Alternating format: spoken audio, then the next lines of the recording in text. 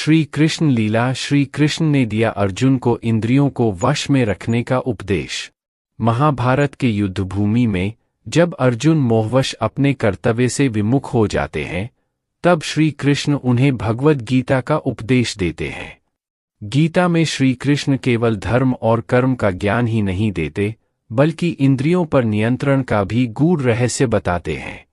श्री कृष्ण का अर्जुन को उपदेश, इंद्रियों पर नियंत्रण क्यों?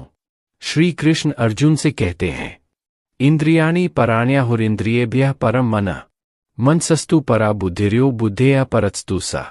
भगवद गीता 3.42। भावार्थ: इंद्रिया, नेत्र, कान, नाक, जीभ, त्वचा बहुत शक्तिशाली होती हैं।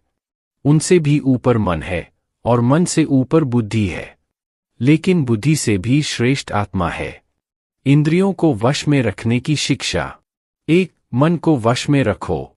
श्री कृष्ण कहते हैं कि यदि मन चंचल रहेगा तो इंद्रियां भटकेंगी और आत्मा का मार्ग कठिन होगा। ध्यान और अभ्यास से मन को स्थिर करना जरूरी है। 2. बुद्धि से निर्णय लो। जो व्यक्ति अपने विवेक, बुद्धि से सही गलत को पहचानता है, वही इंद्रियों को नियंत्रित कर सकता है। 3. वासना और मोह का त्याग। इंद्रियां भोगविलास की ओर आकर्षित करती हैं, लेकिन आत्मा का कल्याण संयम में है। 4. साक्षी भाव अपनाओ। कृष्ण अर्जुन से कहते हैं, तुम केवल कर्म करो, फल की इच्छा मत रखो।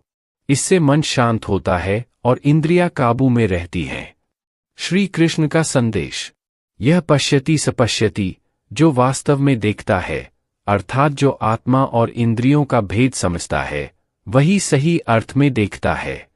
निष्कर्ष: श्री कृष्ण की यह लीला केवल अर्जुन के लिए नहीं, हम सभी के लिए जीवन का पाठ है। इंद्रियों को वश में रखकर मन और बुद्धि को शुद्ध कर आत्मा की ओर बढ़ना ही जीवन का परम लक्ष्य है।